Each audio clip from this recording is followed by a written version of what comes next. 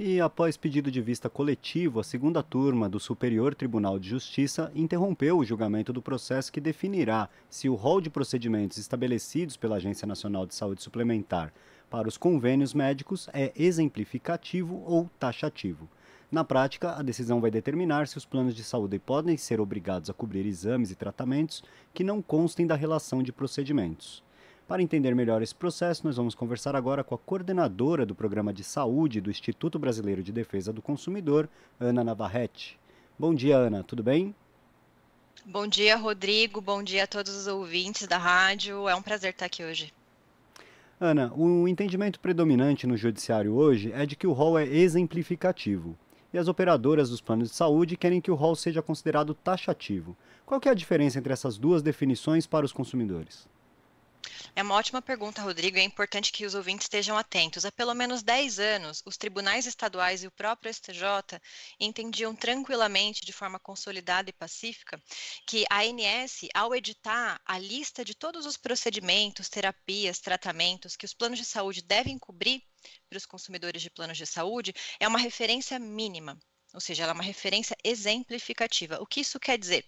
Quer dizer que, se o paciente precisar de algum tratamento que não está previsto nessa lista, mas justificar clinicamente essa necessidade, especialmente porque o procedimento previsto na lista não dá conta, a operadora tem que cobrir. Então, o entendimento do rol exemplificativo é de que o plano deve cobrir procedimentos fora da lista quando necessários e justificados.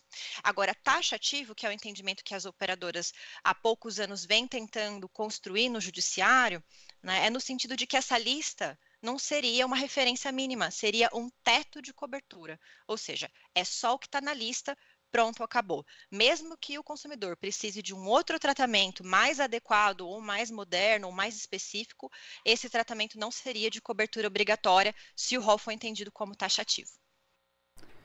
Ou seja, nesse entendimento então do taxativo, os convênios teriam mais facilidade em negar procedimentos e tratamentos. Que consequência que isso pode trazer para os consumidores? Isso basicamente é construir o direito das operadoras de planos de saúde de negar a cobertura, né?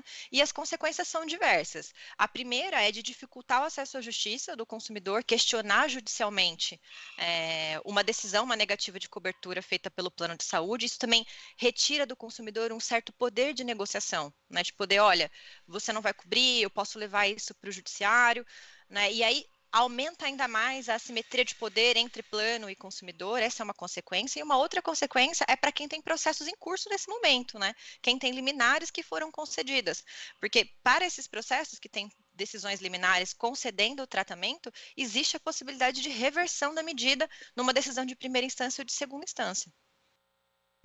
E se o rol for de procedimentos for apenas taxativo, vale a pena apenas o que está definido ali pela Agência Nacional de Saúde, como você exemplificou. Qual é a situação desse rol hoje? Ele é um rol atualizado, ele é completo, ele tem revisão periódica? Sim, o rol tem revisão periódica, e assim, ele já teve uma revisão muito demorada, ele já levou cerca de 2 anos para ser atualizado. O que isso significava? Que quando ele era editado, ele já estava desatualizado, ele nascia defasado, né?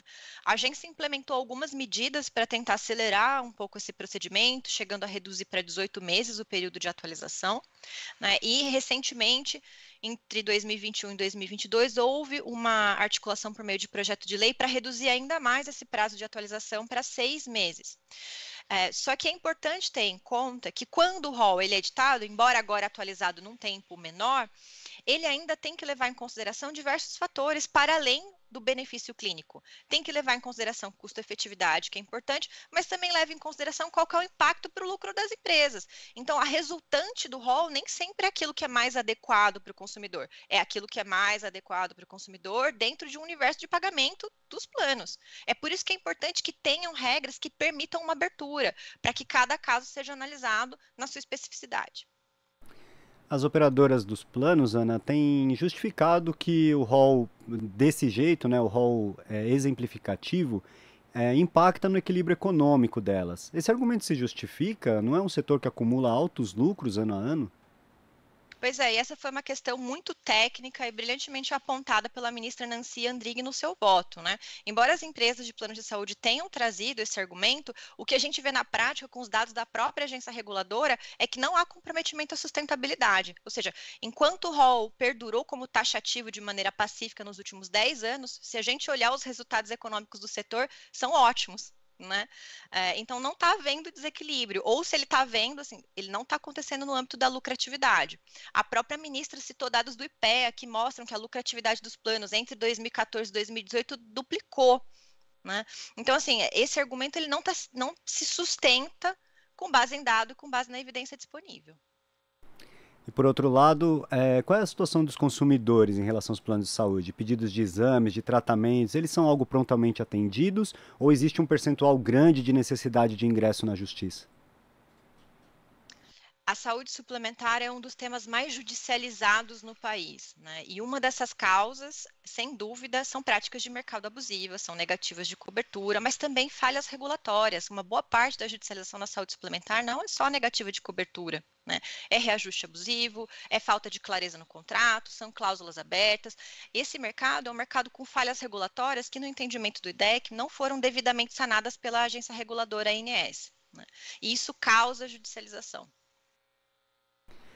Ana, o processo está em vista agora. Ele tem alguma previsão de quando que ele deve retomar esse julgamento? O que a sociedade pode fazer para tentar pressionar aí esse processo? A gente sabe que teve grupos de mães de crianças com deficiência que até se acorrentaram em frente ao Superior Tribunal de Justiça para pressioná-lo.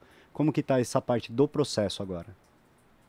Rodrigo, pelo regimento, né, o julgamento ele pode ser retomado num prazo próximo de 90 dias, 60 prorrogáveis por mais 30, mas não há uma previsão para essa retomada, né? O que sabemos com certeza é que, como o pedido de vista foi coletivo, essa retomada, uma vez que aconteça, ela é definitiva, não é possível fazer novos pedidos de vista nesse caso. Então, quando ele for pautado, é para a decisão completa. E agora, o que a sociedade pode fazer, e essa é uma pergunta essencial, acho que a gente viu com os movimentos de defesa de usuários de patologias específicas, de mães, de pacientes dentro do espectro, né, mostra para a gente o poder da sociedade e a capacidade de pressão que o consumidor, que o paciente tem. Né? E acho vital a gente continuar com essas redes e que o consumidor perceba que ele tem voz, sim. Né? Então faz muito sentido, com a retomada na pauta, com o julgamento, que consumidores, através de redes sociais, manifestem-se, se organizem e deem o recado para o STJ, que afinal de contas é o Tribunal da Cidadania, né?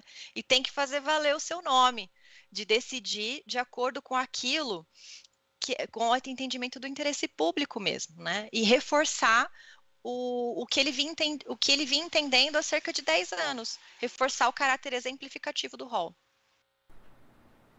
Certo, nós vamos continuar acompanhando também essa questão aí, esperemos que esse julgamento, então, seja benéfico para os consumidores.